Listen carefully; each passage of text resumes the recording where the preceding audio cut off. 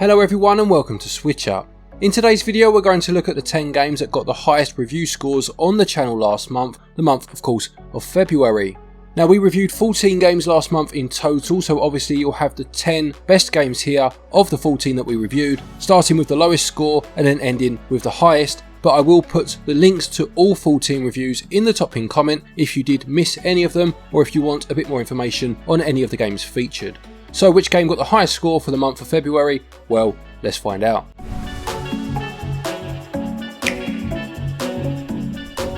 Kicking us off this month then, in 10th place for the month was River City Girls Zero.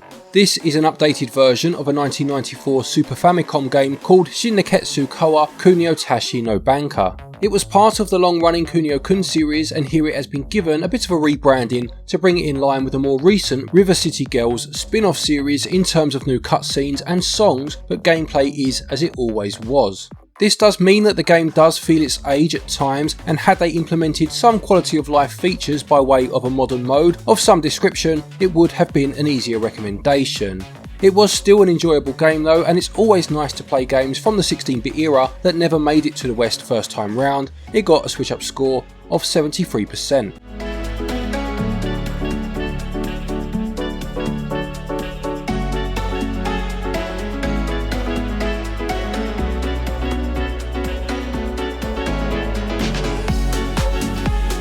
Next for the month was COGEN Sword of Rewind. This is an action platformer with an interesting rewind mechanic, allowing you to go back a few seconds whenever you take a hit.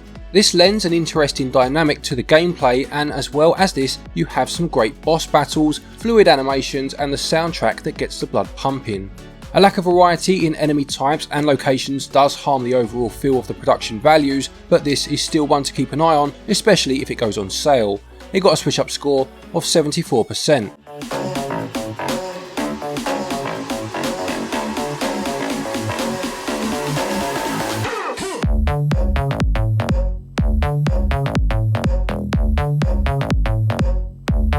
In 8th place was Sherlock Holmes Crimes and Punishments, which first came out in 2014 and is a mystery adventure game based on the characters created by Sir Arthur Conan Doyle.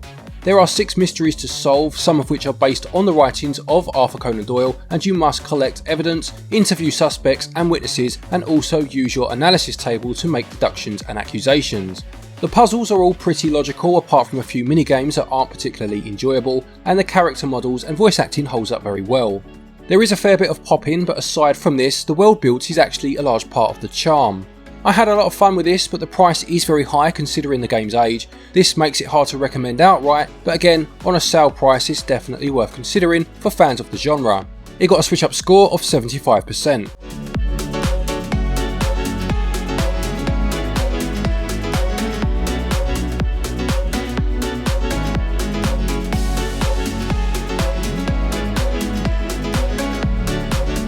In 7th place was Assassin's Creed the Ezio Collection.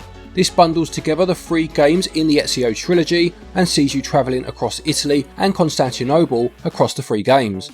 You'll be taking on a number of missions with a heavy emphasis on stealth, and whilst the games do show their age these days, both in terms of the gameplay mechanics and visuals, they are still good fun to play, and they are some of the most revered games in the series. The price, as with all of these ports, always seems to be the sticking point, plus the physical copy only has one of the 3 games on the cartridge. Thankfully, Ubisoft games do seem to go on sale very often, so that might well be the best way. It got a SwitchUp score of 77%.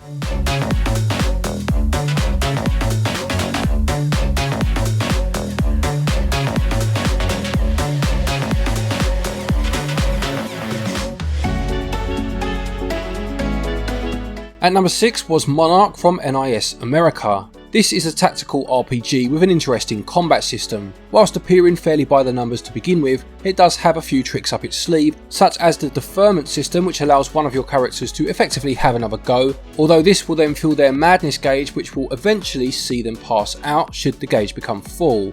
It leads to a balancing act of attacking whilst keeping an element of conservatism. There is also the XP, which is distributed across players, and whilst this doesn't negate the need to grind, it does alleviate some tedium. It is very expensive though, although you do get a good few hours of play for your money to be fair, and on balance it got a SwitchUp score of 78%.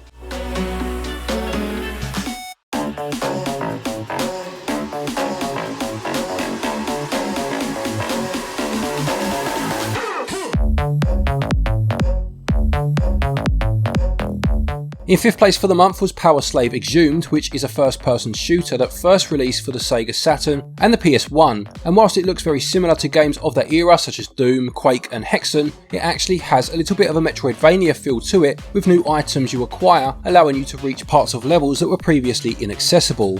This does put a unique twist on the usual FPS formula, which certainly makes it an interesting option if you are looking to add another shooter to your Switch collection.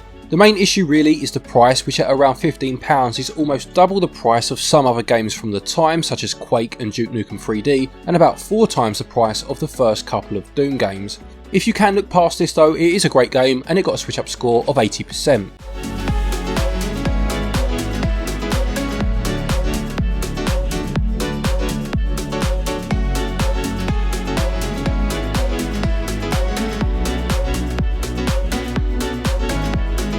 We have a tie for 3rd place this month, with the first of the games being Rise of the Third Power. This is a nod to turn-based RPGs from the Super Nintendo era, but it does streamline some of the mechanics for a modern audience. It uses an incredibly charming pixel art style and does manage to capture the look and feel of the 16-bit era. It has a bit of a Chrono Trigger look to it at times, for example, and our reviewer felt he hadn't played a modern RPG in this style, one that harkens back to the 90s, that he had enjoyed as much as this one. Purists might lament the quality of life changes that do simplify things somewhat, but it was refreshing to play a streamlined version of an old school RPG. It got a SwitchUp score of 84%.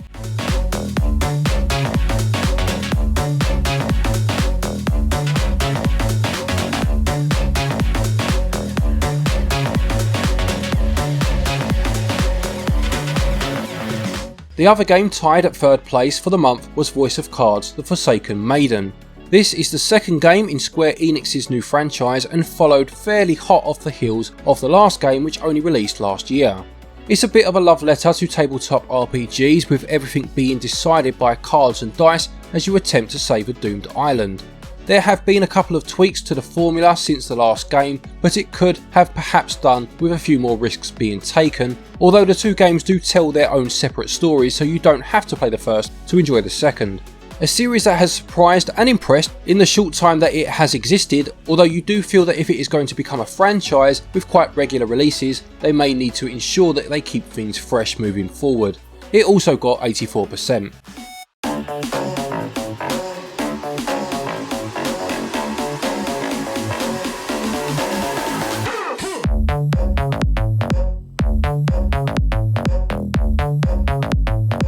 In 2nd place was Olli World. This new entry in the skateboarding series does a very good job at catering for players who want a more casual time, whilst also having the options and availability for advanced players to delve deeper into the mechanics. Its mix of platforming and auto-running gameplay is supported brilliantly by the beautiful visuals and the audio, and there is some post-game content to extend the experience. That being said, it is still a bit short, but nonetheless it's an incredibly polished game. It got a SwitchUp score of 88%.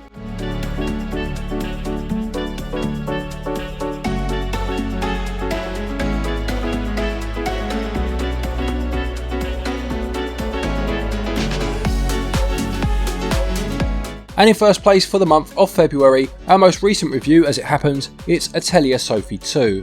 There are a large number of Atelier games on the Switch, including the first of the Sophie games, and this latest instalment makes a number of small refinements to enhance the gameplay experience. Combat is fast and slick, and the visuals really do strike an incredibly charming chord, and the alchemy system that the series is so well known for works incredibly well here. Towns and areas are fairly well populated, but the NPCs never really feel like real people, which does just dilute the world built to an extent, but on the whole this is the definition of a feel-good game, and fans of the series will have a great time. Newcomers may even find there's a lot to love here too. It got the highest score for the month of February on the channel, a very impressive 89%.